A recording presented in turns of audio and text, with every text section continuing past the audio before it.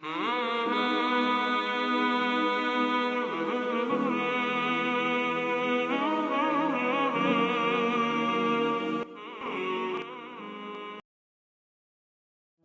many people we know who were here last Ramadan, subhanAllah, are not here this Ramadan. And therefore we need to prepare for this month. It is quoted that many of the Salaf would actually prepare 6 months for the month of Ramadan, because they would say that if the month of Ramadan goes well, the entire year goes well. Now, what is the purpose of the month of Ramadan? Sometimes we don't think about the purpose of the month of Ramadan. For instance, what is the purpose of man? Allah subhanahu wa ta'ala says in the Quran, وَمَا خَلَقْتُ الْجِنَّ وَالْإِنسَ إِلَّا لِيَعْبُدُونَ. We have created man and jinn to worship him. What is our communal obligation? Have you ever thought what our communal obligation is? As an ummah, Allah subhanahu wa ta'ala says, كُنْتُمْ خَيْرَ أُمَّةٍ أُخْرِجَتْ لِلنَّاسِ تَعْمُرُونَ بِالْمَعْرُوفِ وَتَنْحَوْنَ عَنِ الْمُنْكَرِ. You are the best of people taken out for the benefit of humanity. You enjoin good and you forbid evil. Now, what is the purpose of the month of Ramadan? Is the purpose of the month of Ramadan to abstain from eating and drinking only?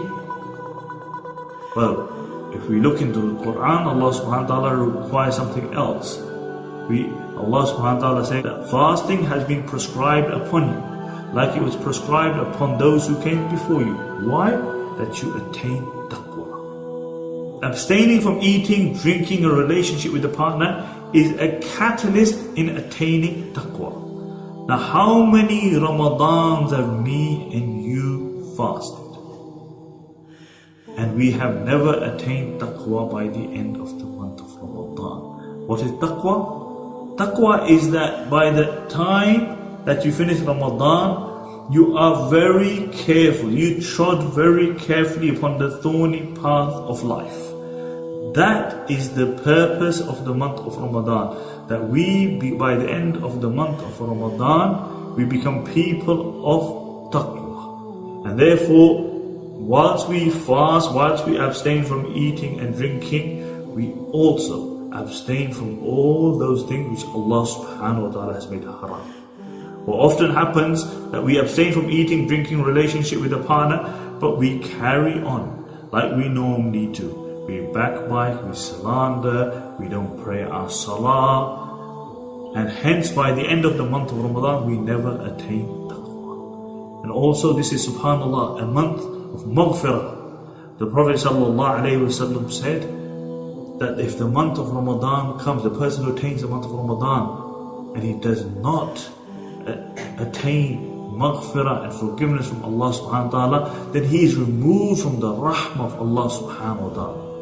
Removed from the rahmah of Allah subhanahu wa ta'ala. And therefore, this is a month where if you look at the narrations, subhanallah, it's as though Allah wants to forgive again and again and again. A person fast imanan wa ihtisaban. The Prophet ﷺ said, all his sins are forgiven. A person who stands in salah at night, in tarawih salah, the Prophet ﷺ said, imanan wa ihtisaban, seeking, with belief and seeking reward from Allah subhanahu wa ta'ala, Allah subhanahu wa ta'ala forgives all his sins. In a beautiful narration, the Prophet ﷺ spoke about maghfirah and tawbah. Tawbah is beloved to Allah subhanahu wa ta'ala. The Prophet ﷺ spoke about a person who goes into the desert with his camel. And he lies down for a while, and then when he opens his eyes, he sees that his camel's gone. Now all his provisions, water, food is on that camel. He runs this way, he runs that way, he looks for his camel, he cannot find his camel. Until finally he lies down, he closes his eyes, and he's just waiting for death. And then he opens his eyes, and he looks, and he sees that his camel has come back. And in this elated state, ecstatic state, he wants to say, "Oh Allah, you are my Lord and I am your slave." But what comes out of his mouth. Subhanallah. In this ecstatic state, he says, you are my servant and I am your Lord. He's happy, and apparently he has uttered words of shirk, but he didn't mean them because he was in this ecstatic, passionate state. And he says, I am your Lord and you are my slave.